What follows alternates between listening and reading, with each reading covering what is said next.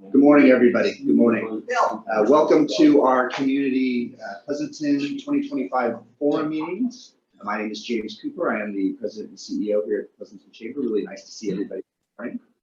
We're excited to have Mike Tassano, our city traffic engineer, here to talk to us about transportation here in Pleasanton. And before we get started, what I'd like to do is go around the room. Unfortunately, I don't have you guys projected on the screen, so we'll just have to work through this for now, okay? So I'm going to start over here to, well, Mike is right next to me. I'm going to start to his left. I'm Gary Harrington. Gary Harrington, hi. Nancy Harrington. Nancy Harrington. Jan Batchelor. And Jan Batchelor. Good morning, Bill Wheeler, Black Tie. And then on my screen, Brad, good morning. Can you introduce yourself? Good morning, Sam Spade here. Bill, good morning. Good morning from Via Espada, Mike. Thank you for what you've done. He fixed our street.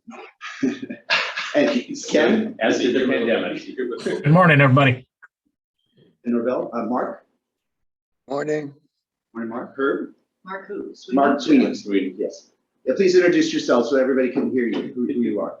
Herb. Oh, you're not coming through, Herb. We know what he's going to There's say. only one Anyway. her. Yeah. You're muted, Herb. No. Some second mute. There's like a double mute. Okay, Brock. Brock Roby, VCAF Engineers. Good morning. Morning, Lori. Lori Moffett-Felber, Dahlin Group. Morning, Jamie. Jamie Renton, Pleasanton Adult and Career Education. Good morning, Janine. Good morning, everyone. Janine Rubino Brum, Pleasanton Unified Workability and Sunflower Hill. And good morning, Jesse. Good morning, Jesse Meadowlark. Morning, Jesse. And finally, Kevin.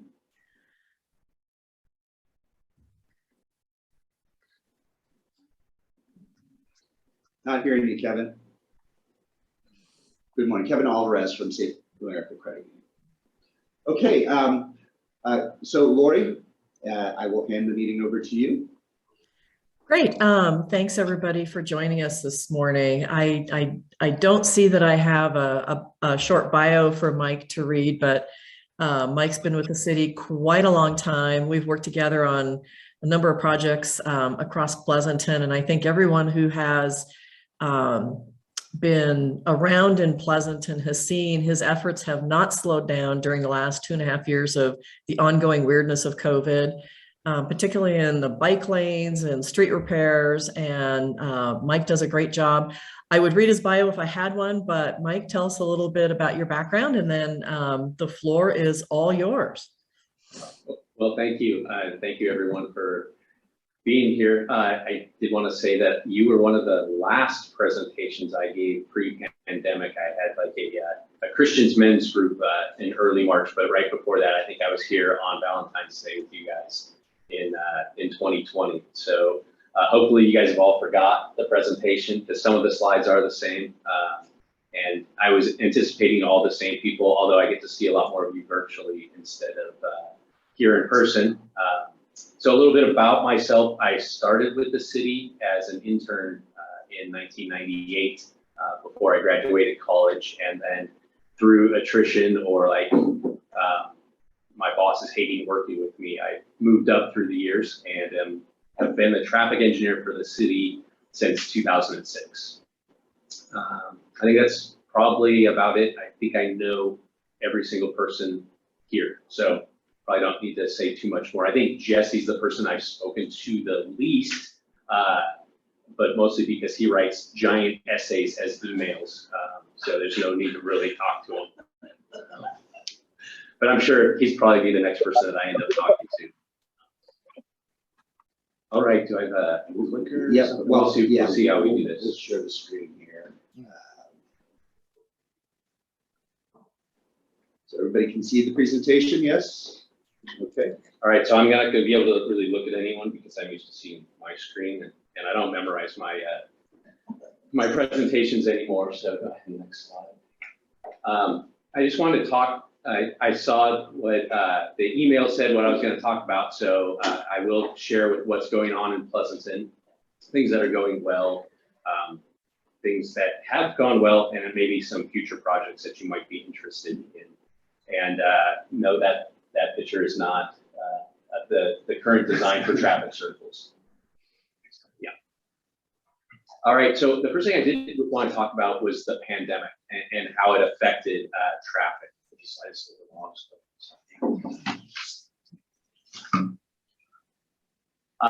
Some of the things that the pandemic did to traffic specifically. So the graph there on the right side of the screen shows that, just before the pandemic, we'll call that 100% traffic. And then right after that, we dropped down to about 30%. And since that time, we've slowly grown, but we've seemed to have tabled off. I think the last date on there was January 2022 on this graph. And we're hovering right around 75% for a while when we were tracking, and we tracked up to 82%. I thought, well, all right, here we are going back to normal.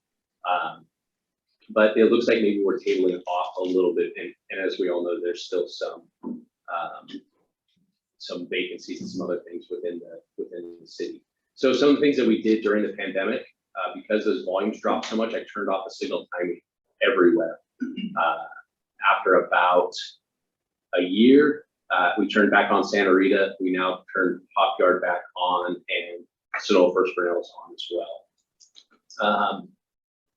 Some of the things that did also happen was that you guys all see that Bart and Ace, there's still no one in the parking lot essentially. But one of the weird things for us was that because the city has so much public outreach, we actually stopped a number of projects just because we didn't have a good means to do the public outreach where we thought we could meet with everyone. So we're starting to pick that back up. Unfortunately, the end of traffic in the city didn't really stop me from working or give me like a little vacation. It just changed what I did.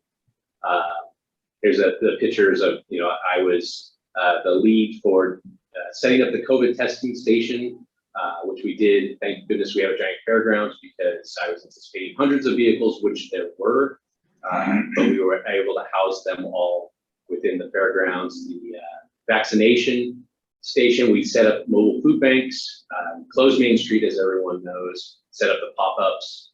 We closed the mall and did some Black Lives Matter marches. Those were all interesting, fun things that maybe a little bit of traffic, but really a lot of other stuff besides traffic that I got to get involved with. I get this question a lot, but what's a pandemic going to do ultimately for us? And I think last year I would have said nothing, we're going to return to normal, mostly because I think I've been through with the city 2 recessions, and so I've seen volumes where they're on a straight kind of 3% increase, and then they drop, kind of similar, not as drastic as the pandemic, but they do drop. But then whatever that thing is, mostly there were the recessions.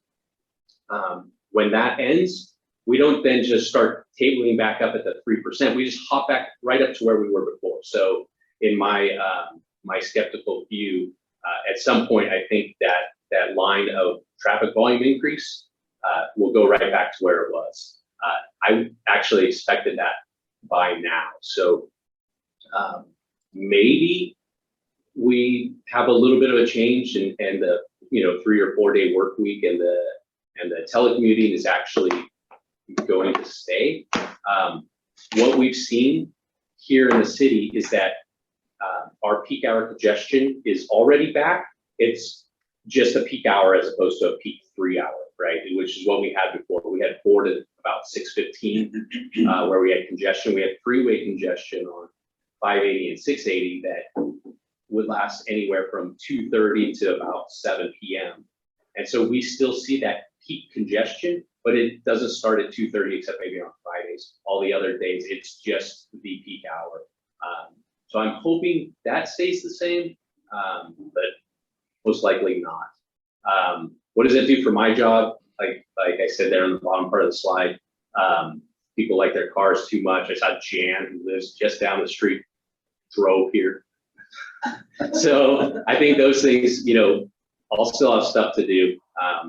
my community, I think most of you know, I live in Tracy. It has returned to the exact same commute pre-pandemic. So as long as the tech firms continue to say they're going to work at home, I think we're going to see that continued relief on our streets and on the freeways. As soon as they decide otherwise, we'll be probably right back where we are. All right. Sorry, that was supposed to be a lot faster. What has gone well? I thought it was a funny email that said, ask what has gone well and what hasn't. So we do, I've shared this before.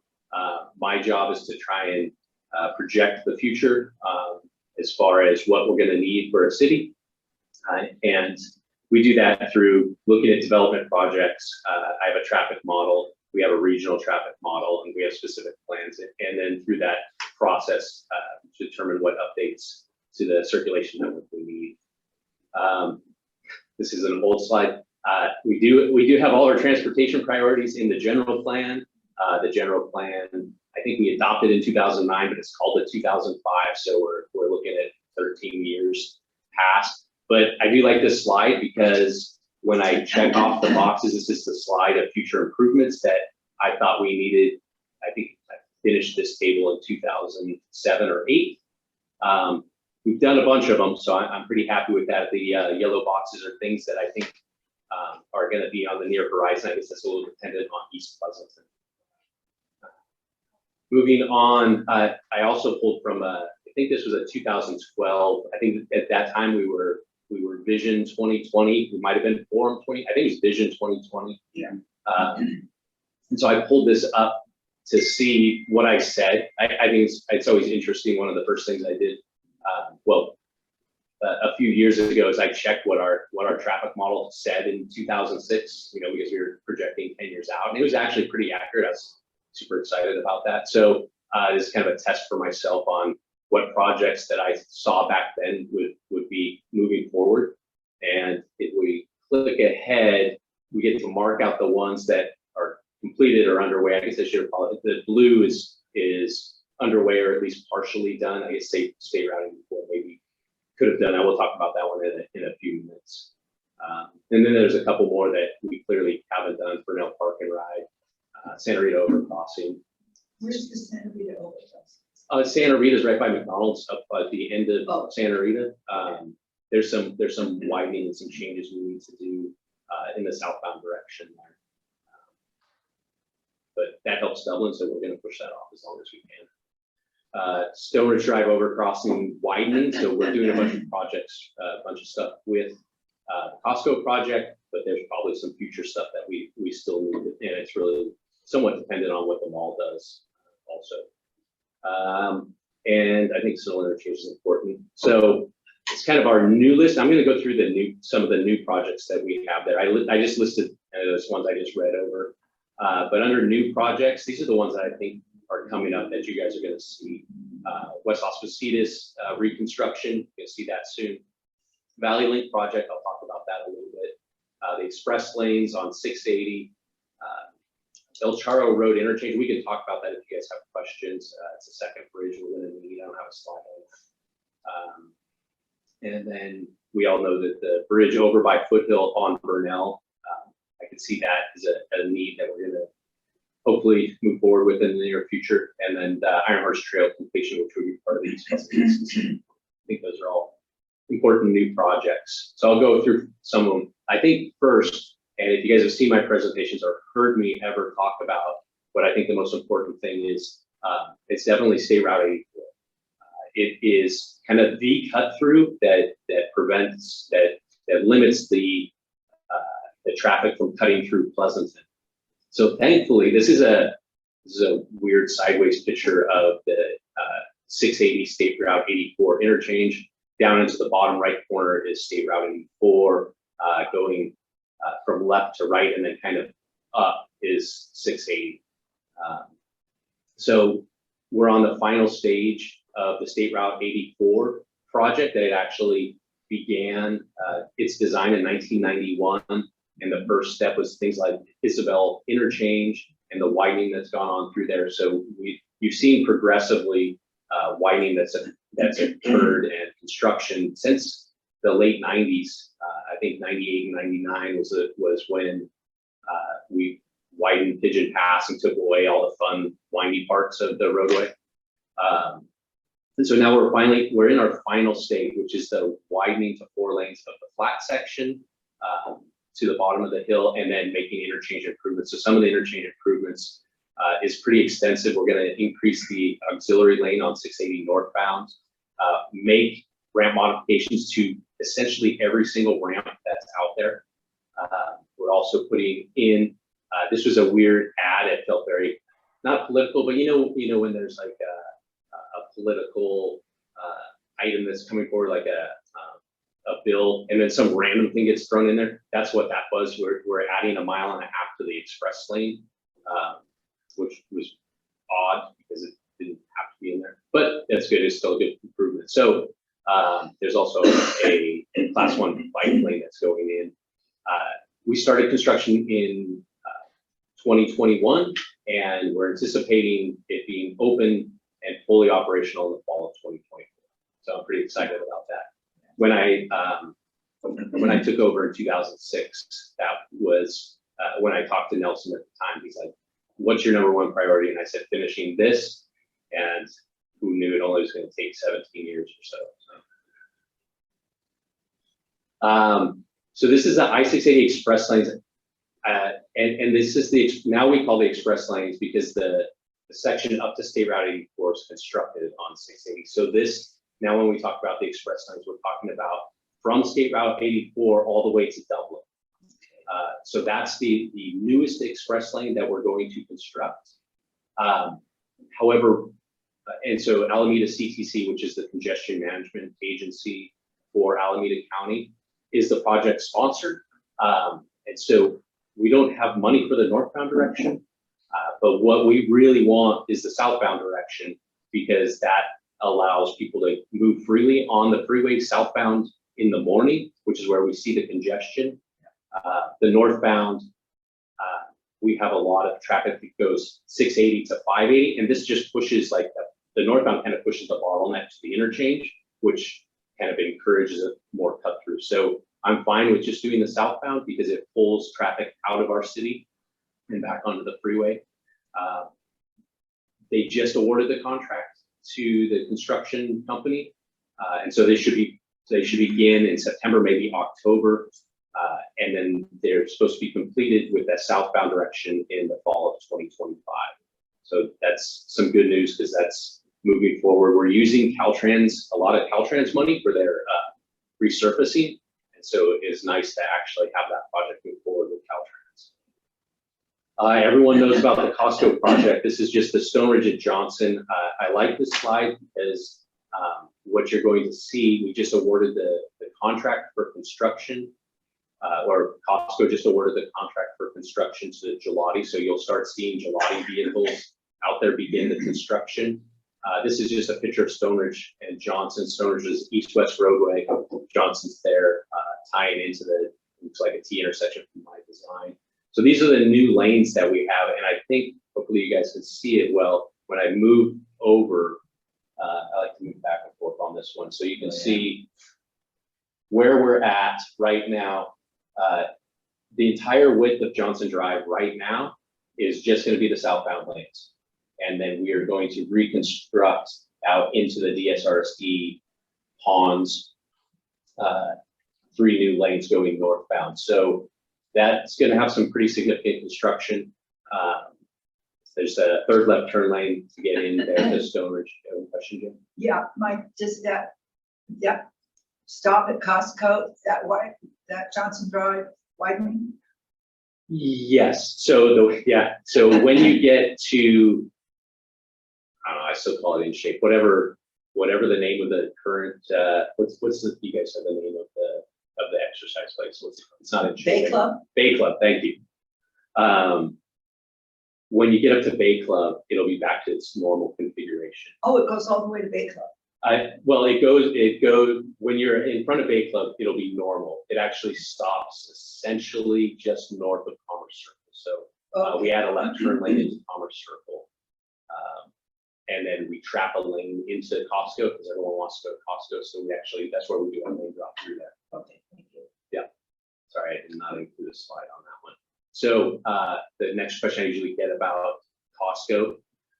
It's an 18-month construction because we're doing construction to Stone Ridge Drive overcrossing. And so the westbound to northbound ramp. So if you're coming from Hacienda and you want to go up to Dublin or Walnut Creek or somewhere else on 680, you take that westbound to northbound ramp, which is currently one lane, and we're adding a second lane to that. That was a requirement given the volumes that exist there today. So we have to construct that. Unfortunately, it's over a waterway, so we only can construct over waterways between April 15th and October 15th, the dry months. So we have exactly 6 months worth of work. So if we build all the way up to that location and start work on April 15th, we can be done October 15th. Clearly, we didn't make this April 15th and October 15th. So we will redo the construction windows to be prepared for that. So if we start right now, it's 18 months away. So we're looking early 2024 to have all the construction improvements open. And one of the things that we told Costco was you have to have all the construction improvements in place before you open. And I think that's what their current approach is. Valleylink. So used to be BART to Livermore, right? So then BART didn't want to go to Livermore. So the a joint powers authority was created called Valleylink to extend some sort of regional service from our existing Dublin Pleasanton BART station to the east. And so that's what the Valleylink project is. We are in design for that project. The Valleylink is like a light rail system, so it won't be a heavy rail like BART or like a regular freight train. It'll have a standard light rail type design. Is it electric? That's one of the things that we're reviewing right now is the engine type, because electric is interesting, but to bring the power up and over is sometimes difficult. Sometimes the electric power is tough up the grades. And so we've been looking at hydrogen fuel cell and other hybrid combinations of electric and diesel. I think we're probably going with hydrogen fuel cell as long as we can find, it sounds like nice and clean, but there's some, at least the most recent discussions is there's good hydrogen fuel and there's bad hydrogen fuel that's just as dirty as standard combustion engines. And so you have to make sure that you get the right one. And so I think that's what we've been talking about. We'll probably talk about it. I think my next meeting is on Thursday. But the engine, the vehicle type is one of the topics we're discussing now. If we receive, so with this project, the FTA has identified us as a viable project, which is good because then we can compete for federal funding a lot better. So we're hopeful that we get some earmark money and we can fund this project. I don't remember the total cost. I think it's over $1 billion. But I didn't look it up and I don't memorize those numbers anymore because they change so often. Sonol interchange. So I put projects that crawl forward. Sometimes I don't feel like this one's crawling forward at all. This one I do blame a little bit on the pandemic because Caltrans stopped looking at anything for a good year. But it just feels like this one is a slow move. Sonol interchange is our highest collision location in the city. And it's got a very reoccurring fixable crash pattern. So the crash pattern solution is to just put in traffic signals. You have people that look one way and think they can make it and drive out in front, and they do make it halfway, right? But the other half, they're unsuccessful. And so a lot of broadside collisions that if they have just their own green light and they don't have to try and make the decision themselves whether or not they can make it, we will fix that crash pattern. Unfortunately, the Sonol interchange is within Caltrans right away, so we have to send everything through Caltrans. They had us do a bunch of interesting things in design. This first one, I think I've shown this before. They make us look at roundabouts So we actually had a double roundabout design as opposed to a traffic signal. Roundabouts are really good and actually decrease delay in many locations as opposed to a traffic signal. There's just fewer conflict points, fewer areas to really create a high-speed crash. Unfortunately, there's a big hillside. There's a lot of other constraints, and it really didn't work out that well. We also don't really love roundabouts in Pleasanton, so I wasn't super excited to have to push this one. So thankfully, the cost and some other constraints will just have a standard signal. One of the things that you will see, and one of the things that really escalates the cost, is the current loop ramp. If you're driving down Sonoma and you want to go down to Fremont, so you take the loop ramp to get on 680 southbound, that's not wide enough.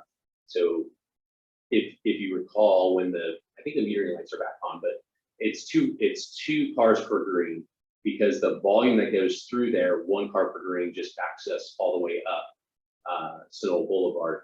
So we actually need 2 lanes. So we have to, I believe we're ripping down the existing overpass and building a new one. I don't think we're tying onto it.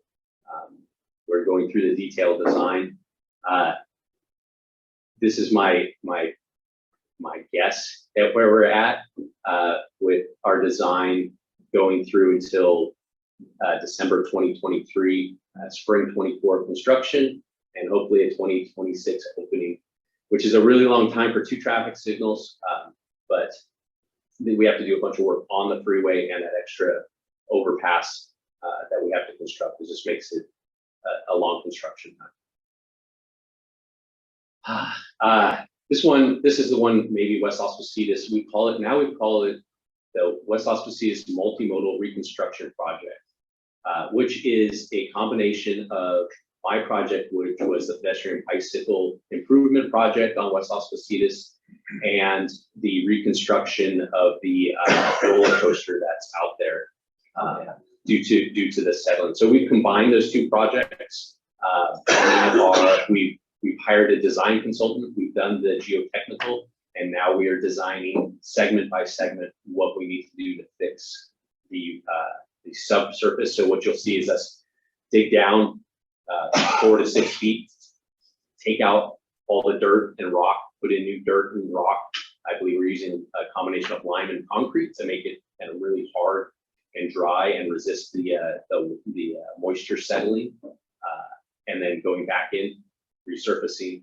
And then when we do that, we are also, let's see if I have it there, we'll also shrink down to 2 lanes in each direction. There's a lot of sections that are already 2 lanes in each direction. We're gonna make that a little bit more uniform, and we're gonna put an elevated bike lane there next to the roadway. So those are some of the things that you will see out there. We'll have some protected intersections in there as well. The picture there on the right is the settling that you can see. You've seen us go out and do patching. I don't know if you've looked to the extent. If you look at that picture on the right, if you can see it, that was our 8-inch median curve that has settled so far that we could just pave straight over the top of it. So yeah. So we sometimes see, and we'll probably could see again this year, up to 1 inch of settling. So we see that in like a 3-month period. So it's kind of interesting when we go out there. Our sewer laterals are the only things that are staying in place. So you'll see those. That's why they're always up, right? Because they're hard concrete that come up to the lateral. So that's good. That's all staying the same, but the other stuff's starting to sink. So I think I have a timeline on that one. We have 18 months of design, which we're just now starting. So we're looking at spring 2024 to begin construction, and then should be done depending on how inventive the construction contractor is on the traffic control. We're looking at probably summer 2025 open, so about a year construction project through there. All right, and I think that my final slide is there was a question on the email that said, what projects can you use support? So I just listed every project because my projects always need support, because no one really likes traffic projects. Like, they don't like traffic signals. About the only thing that I get some support for are bike projects, but not all the time either. So if you have questions about any project, that I think I covered most of them, but if you have questions about anything else, I think that is it for my presentation. God, I love I'm gonna try. Mike? and think. Go ahead, Brad. Mike, I didn't hear you say anything about improvements to the 580, 680 interchange or 680 at Stone Ridge. Do you see major construction at those points, and what and when? Sure. So the 580, 680 interchange, we have in our master plan to put a second flyover in. Unfortunately, the design of the flyover, so we have the flyover that we have right now is southbound to eastbound. Okay? So if you're coming from San Ramon, you take the flyover to go eastbound. In the morning, we could use a westbound to southbound. So if you're coming from Livermore, you would get on a flyover and then go to 680 southbound. That was what the other design was. That was what the other design vision was. So what happens is you take out the conflicts that happens on the north side, where you have that really short weave. You know, right now you have to go through the loop ramp to go westbound to southbound, and then you conflict with that other northbound to westbound movement, right? You have to cross over, and then you also fight with the westbound to northbound movement. So there's a lot of collisions that we get through there. Unfortunately, the design that goes westbound to southbound needs to start at like Hacienda Drive, because if you started, because it's so high, and if you started where it should start, it runs right into the Hop Yard overcrossing. So you have to actually start it before Hop Yard. And then, so we're not really big fans of that because you couldn't get on at Hop Yard to take that flyover. So right now you can get on at Hop Yard, then you take the loop ramp to go southbound 680. But there was really no physical way to tie into Hop Yard. So I think 6 or 8 years ago, the design shifted to do a northbound to westbound ramp. So that way you get rid of some of that weaving anyway. It's the lesser of the two movements. So we started to design that and found that doesn't work that well. We don't have to go up as high, but we still have to go up over the existing freeway. And so when you go up, by the time you come back down, you can't get off at Foothill. So I guess, Brad, that's a really long way of saying there's not a really good design that we have. And so any design that we would have is around $1 billion, and no one's really excited about that. It's probably $4 billion now.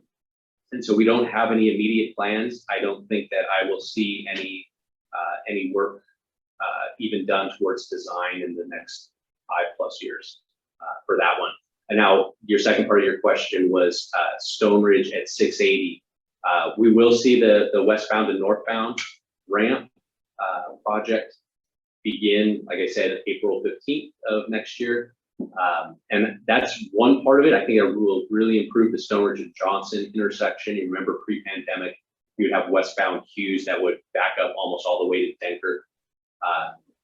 And so it'll improve that because we have a kind of an equal share of people that go northbound as the people that go southbound and go over the freeway. I think, Brad, your question was, will we need to widen there in the future? And my answer is yes, most likely. We have 3 lanes in the eastbound direction, but only 2 in the westbound.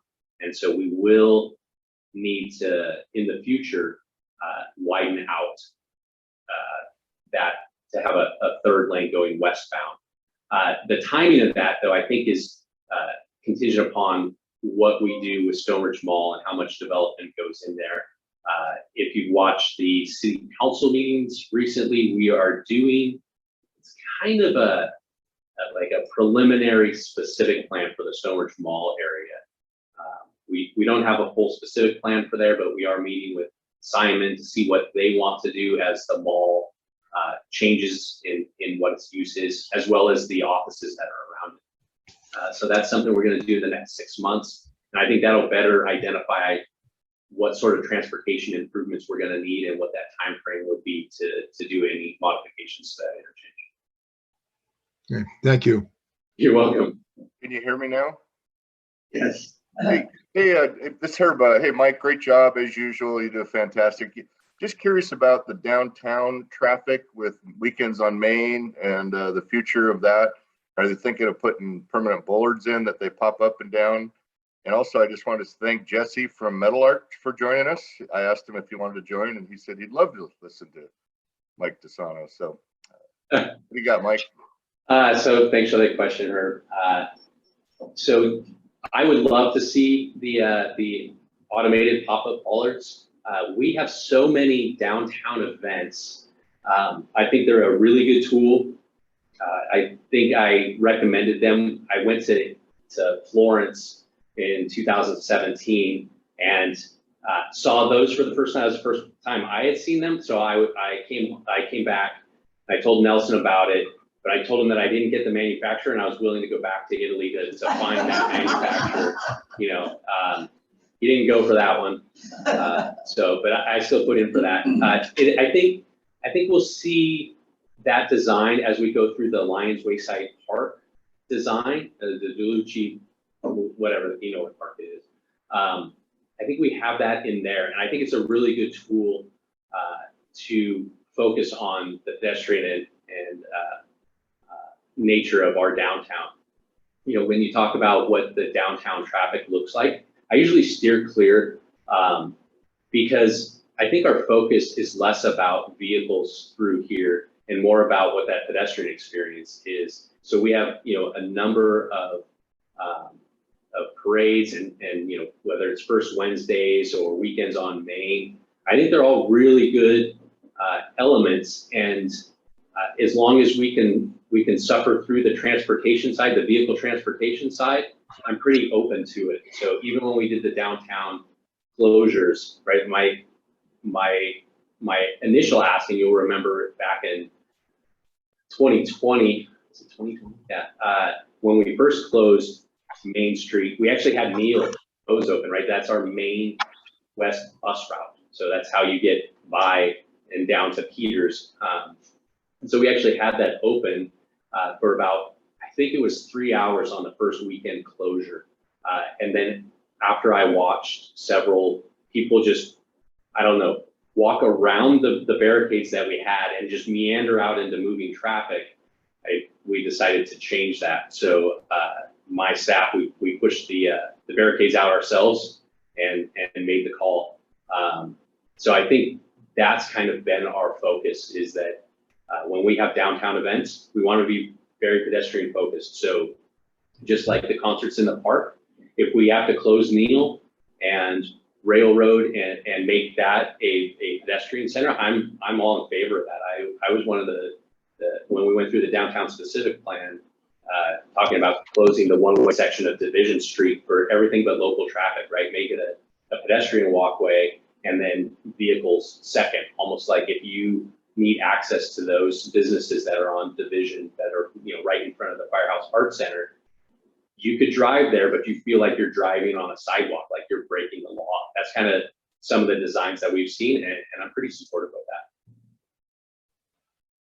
Thanks, Mike. Yep. Any other questions? Questions from the room? Stone Ridge alternative transportation. It was one of your slides that said alternative choices or options for Stone Ridge Mall. Oh, for Stone Ridge Mall, right. So part of our kind of specific plan, like preliminary specific plan, is how we address getting to and from the BART station. So that's kind of that last mile. And if you think about what we've done as a city to incorporate bicyclists, you see lots of green bike lanes, a lot of changing to accommodate bicyclists, with the exception of if you want to get to that BART station. There's no good way to get, you know, from Stone Ridge Drive all the way up to the West Dublin Pleasanton BART station. It's just really difficult, right? You ride on the sidewalk essentially, or just in the travel lane. And so that slide about Stone Ridge Mall, kind of the bicycle and pedestrian circulation. We designed in early 2019 a cycle track that would bring the outside of Stonebridge Mall Road. So if you think about not the part where you turn in to go into the Stonebridge Mall parking, but the outside sections, we'd like to make that a cycle track, which is just a two-way bike lane that has some protection on it. So we designed that, and then as projects move forward, we've requested that we have the available right-of-way so then we can construct that. In addition, if you've ever been over on kind of the west side of the mall, there's no sidewalks. So they just end. So if you're up at Dublin Canyon, you can go from Dublin Canyon, you can walk all the way to the BART station. But if you're walking from the BART station, you want to get down to Theodore or Laurel Creek, there's no sidewalk at all. It was just, I think when the mall was designed, I think the vision was everyone's going to go from wherever their office is and they'll just walk through the parking lot to the mall, and there wasn't really that consideration of walking around the mall to walk around the mall. And so that's the other portion of it, is we don't have a pedestrian network that's in place that you can actually walk around the mall comfortably. And so as we potentially transition from a regional mall to a regional mall with maybe some high density residential, we should probably have a better accommodation for pedestrians and how they want to get around that area. So that's what that is. Mike? Hang on a second, Brad. I got the next question, Brad. I'm sitting here. If you want to come down here, Brad, you can take the spot. My dog was more important than you this morning, Bill. Yes, I know, Brad. Where Iron Horse runs parallel to Johnson Drive. Is it still a plan on Johnson to have bicycle paths on Johnson Drive, or to move that bicycle traffic to Iron Horse? Oh, so Centennial Trail there on Johnson. So yes, sort of the both. So the northbound, there will be a bike lane On Johnson Drive. On Johnson Drive. And in the southbound direction, we will take the bicycle traffic off prior to Commerce Circle, let them ride on the bike path, and then bring them back down onto the roadway at the FedEx building. Why? Instead of keeping them, it just seems it's a dangerous little route. It's going to get narrower and narrower. We're going to have lots of traffic. It seems like we would utilize that whole Iron Horse Trail as much as you could to keep that bicycle safe. I agree that in a perfect world, I would want to put the bicyclists over there. The why is because our bicycling community is unlikely to go across the street to ride the bike path to go back across the street. My experience has been that the bicyclists that come from, let's say, so if you're on Stone Ridge and you want to go to Costco, right? You want to ride your bike to Costco, get your hot dog, that they are not going to ride across Johnson Drive to the path to get all the way northbound to go back across. Right. You're also on the north side of Costco, so it would be like a big circle. And my experience with bicyclists is that they're going to be on the roadway. And so with a new design, if they're going to be on the roadway, I'm going to provide a space for them. And you want to protect the space? I think it's a buffered bike lane space, so it's not like there's not bollards, but there's just that little buffer that's there, and that was really the design standard. I think the design standard now is to use a protected bike lane where you have bollards. That wasn't the design, whatever, 5 years ago when we were contemplating. Thanks, Mike. Go ahead, Brad. Okay, thank you, Bill. Mike, speaking of bicycles, are bicycle accidents increasing, decreasing, or about the same over the last couple of years? Oh, they're actually decreasing, Brad. Not as much as I would like to see. We tried to do an evaluation that said during the pandemic, we've had more bicyclists, right? That's just kind of what the perception is. We don't have a really good way of counting bicyclists to say, hey, we have twice as many bicyclists. So we don't have that information, but all of our collisions have gone down. So this last year, all of our collisions were down by 25%, 75% normal. Coincidentally, maybe not coincidentally, we're also at 75% of the traffic volume. So 75% of the traffic out there, we also only have 75% of the collisions. And bicyclist collisions has been the same. One of the interesting notes that I'll bring up is that 25% of all of our bicycle collisions are people just falling off their bikes, which I don't know if that has increased or decreased, or we just now want to call and tell the police that we can't ride a bike. So I think my number one way to reduce our bicycle crashes in the city is maybe to have some outreach on trying to stay upright. And so that's some of the things that we're going to be working on. Clicking. Just eliminate clip-in pedals. That I would just be said that, terrible. Lori. I said the same thing. Yeah, Biden believes in that also. I think the other interesting part about our bicycle collisions is those people that just fall are either under the age of 18 or over the age of 55. So that those two windows is where our balance is a little bit off. So those are the two that we see. Between 18 and 55, I guess we stay upright pretty decent. Careful talking about balance of older people, Mike. Hey, I'm right there with you now, Brad. Not quite, Mike. We're seeing more electrical bicycles, and some of them are not using the bike lane. And it seems like they're teenagers. What's the law on that? Sure. So the way a bike lane works, and either a bicycle or an electric or an e-bike, they get to choose. So we don't actually get to say you have to be in the bike lane. What the rule says is you have to be as close to the shoulder as possible. So they could actually legally ride in the travel lane right next to the bike lane. We don't normally see that unless it's like a buffered bike lane. One of the things that we're seeing more of is electric scooters. You start to see those, which is kind of that weird hybrid in between. They are actually required to be in the bike lane if there's a bike lane. And so we don't have anything in our current municipal code that kind of outlines that. That's one of the projects that I'll be working on, is to try and. The thing I was concerned is on Vineyard Road, coming to town. There are many times that we have to pass the double line to avoid that motorized bicyclist. Right. Which is, in my opinion, wrong. I mean, that's dangerous there. So, okay. So what the law says is that they are a vehicle, and so they have the right to be on that road, even if they can't drive 50 miles per hour with a speed Then limit. they should have a license. There's no requirement to have a driver's license to ride a bicycle.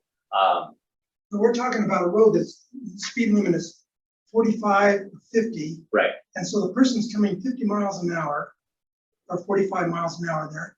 And all of a sudden, this person going around the bend, so this person is in the lane, and there's no room to move.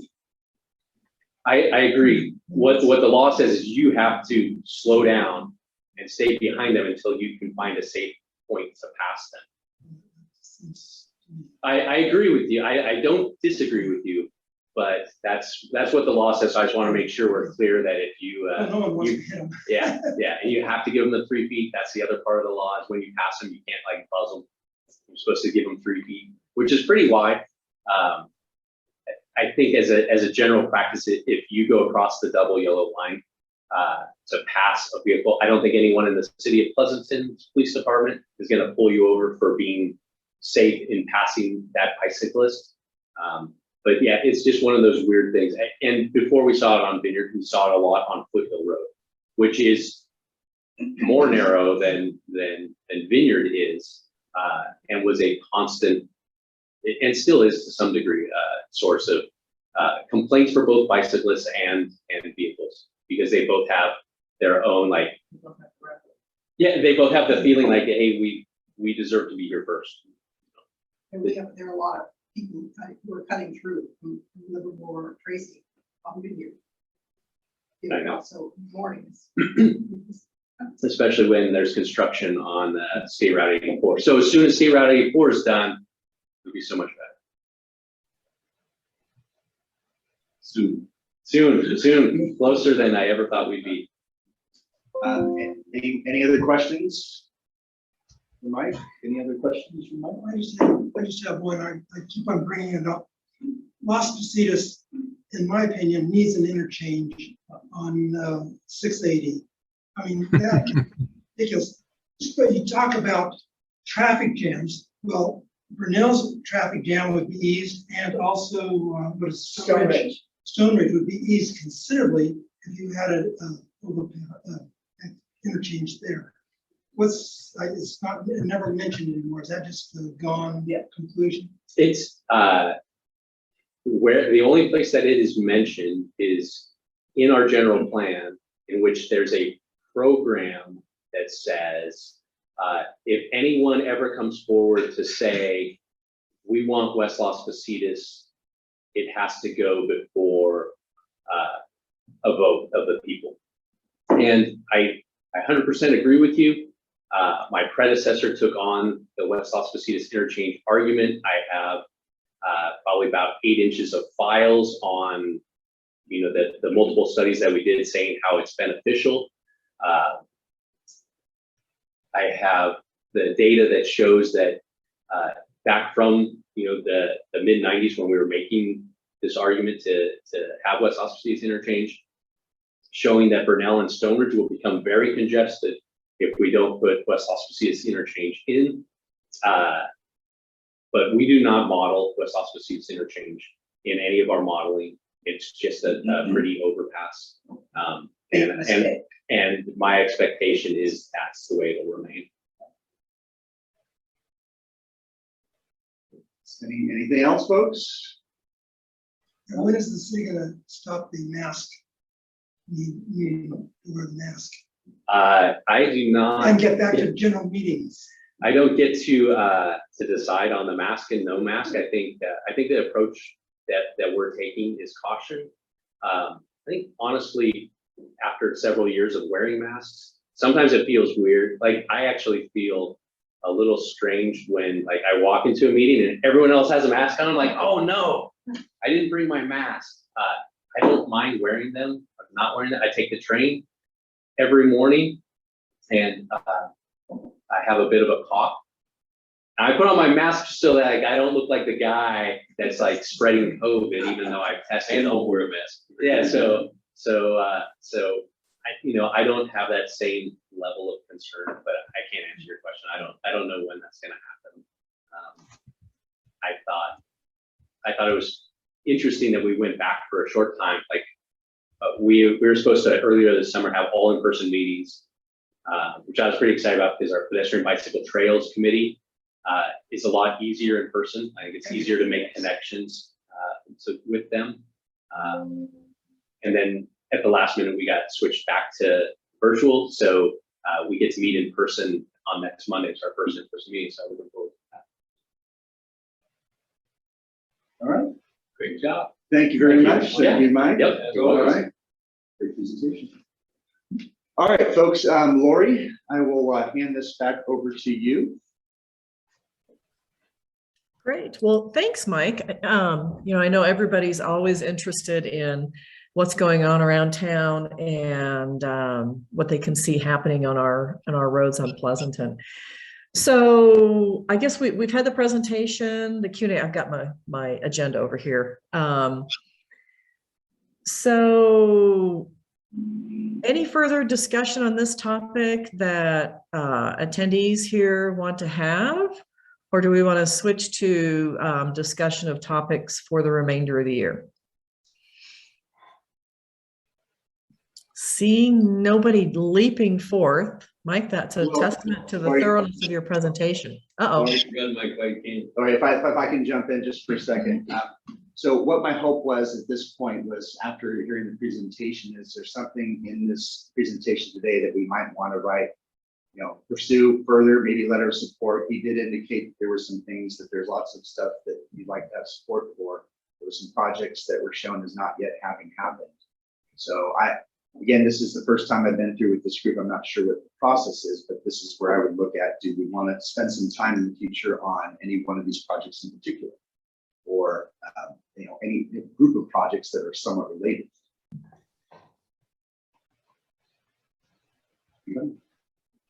Brad? You see, this is very different from that. No, I hadn't. Public, open, public. I understand. Okay. Understand. Okay. I would say that long-term, well, not even long-term, more moderate term, the number one interchange that we need to look at is replacing in the general plan West Las Positas interchange. Gary and Mike both brought up good points that have been talked over and over and over. The Pleasanton Chamber of Commerce in 1995 had a task force on the West Las Positas interchange. The city hired a consultant. It got so frustrating, everybody just finally threw up their hands. During over 2 years of discussions, nobody ever talked about the design of an interchange and how to minimize traffic going into the Highland Oaks neighborhood, because that was the big concern. But Mike has certainly addressed the need for West Las Positas interchange. Thank you, Gary, for bringing it up. Someday, somebody's going to have to really look at that and do something.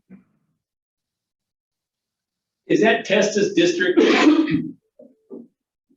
Is that Councilman Testa's district? I don't know. Isn't that her? Well, it's her, West Las Positas is her border. Yeah, her border. I think it'd be Kathy's, right? It's Yeah, West I'm not Kathy, positive. it's I think West it's Kathy and both Julie. of them. I think that is the dividing line is West Las Positas, I think. So it would be both districts. Somebody would have to spearhead Kathy and that, Julie. Brett. I'm not sure who wants to take that on. That's in District 1. Looking at a map, that's in District 1. That's Kathy's, right? Yes. Okay. Anybody else? Yeah. Thank you, Lori. I just wanted to have that little conversation. Hey, James, just from the history of the 2020 forum, we just generally, it's more of an informational, and there's board members on this group, and we typically don't make recommendations of sort, but it always could change. But we want to invite as many of the public to these as we can, just to keep everybody informed. So just a little history on that, James. No, and I appreciate that, Herb. I recognize the role this has, and it's also a feeder into Edgar. You know, one of the connection points is supposed to be what we get from here, we can move forward with into a deeper discussion in Edgar. And I want the public to feel like they can add in their thoughts so that we can bring those forward too. The more that we sense support for specific projects, the easier it is for us to facilitate those next steps. But I'm looking at this specifically as a feeder into Edgar, not for all of the Edgar topics that we're not to be the only thing we talk about in Edgar, but to be part of what Edgar is going to be doing. Perfect. Thanks, James.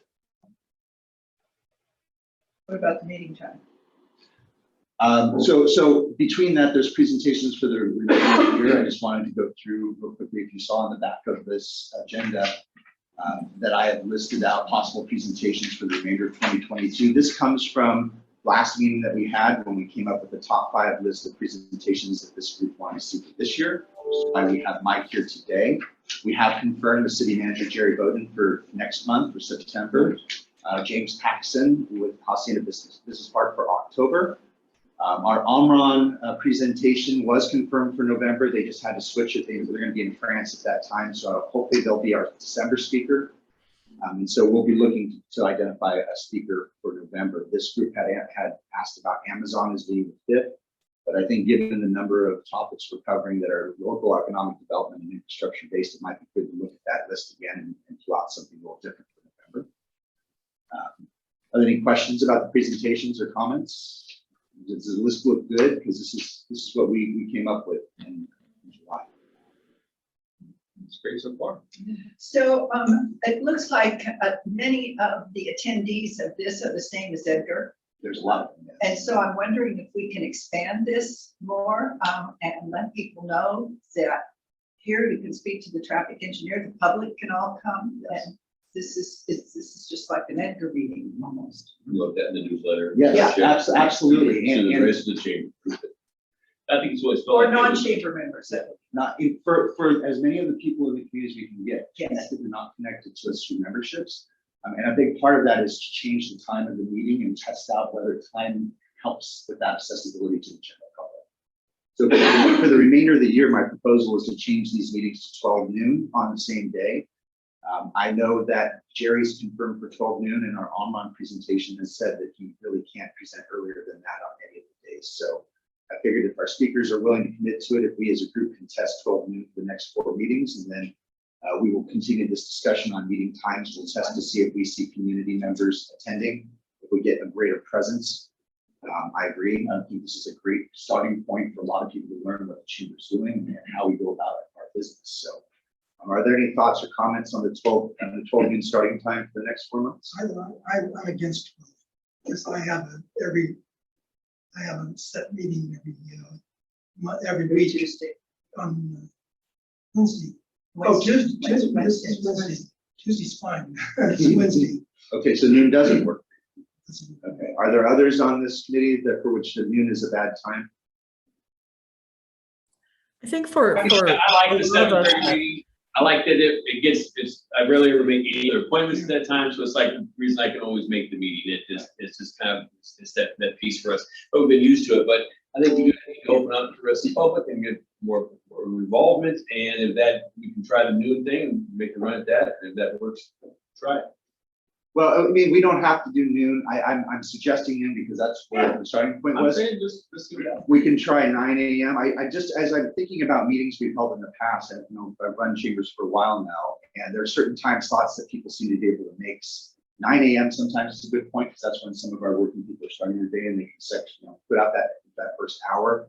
Lunchtime is always a good time just because you have to eat lunch, right? And if you already have something that's already on that, I understand. Also, later in the afternoon, you start to lose people if you're scheduling for 4 p.m. starts. So it's really good to hold these meetings sometime in the morning up to the noon hour. 9 a.m., 10 a.m., 11 a.m. are all slots that full. I've had a meeting that started at 11:30, went 11:30 to 12:30 because Rotary started at 12:30. We want to be sensitive to our participants, but we need to figure out a time that we can get more community participants. So I think, like, from my perspective, and I'm sure there's others here kind of in this situation where the 7:30 works because it's before things really get rolling for your business. Yes. So that's the number one time. Noon is probably second, but there are going to be, in full disclosure, client project meetings are going to whack all my chamber commitments. It's just business. I have to handle my clients and my projects as a first priority. And so noon is probably a second. Anything outside of those 2 times is a real crapshoot. I'll have 6-8 meetings a day, and there's no way I can commit to something outside of those 2 times. So, and I'm seeing a few heads nodding in similar situations. So I think what we'll find is if we get out of those, as we leave the 7:30 slot and go to a noon, you'll have a little bit of fall off occasionally. If we leave those 2 slots, I think our participation from the core group here is going to really plummet. I would agree with you, Laurie. I personally like the 7:30 best. That's number one to me because it's before things get kicked off business-wise, so it's much easier. But and I would also agree that probably noon is my second favorite. And anything, I think anything outside of those times is going to be tough. So. Well, I would like to see us try the noon to see if it brings more public in for a few times. And if That's it fine. does increase the participation of people, then we could do that. We can always go back to 7:30, but 7:30 is wired in, right? That's what everybody's used to. Yeah. My worry is that we're not getting the others to come. Yeah. So if we can do this, I think the speaker will help. I think having a speaker will help drive some of that participation too. Like with Mike today, we had a great, the 17 of us here. For at noon, would we have had 20, 25? I don't know. That's what we're trying to figure out. If you can have beg your indulgence for the next few months of trying it at noon, we certainly would appreciate that, and then we will, to our part, make a much more concerted effort in connecting our members to this, direct invitations to join, encourage our board members and ambassadors to participate and to try and bring somebody along.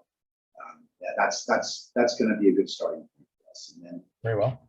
Thinking about Edgar in relation to this committee and what we do here, creating that connection to Edgar and in the form of a big group of people heard this presentation. Here's a topic that I'd really like you to talk a little bit more about. So it creates a bit of a passing on of something that we will possibly take action on in the future. It's not meant to be a recommendation vehicle. It's just meant to be a starting point for that process.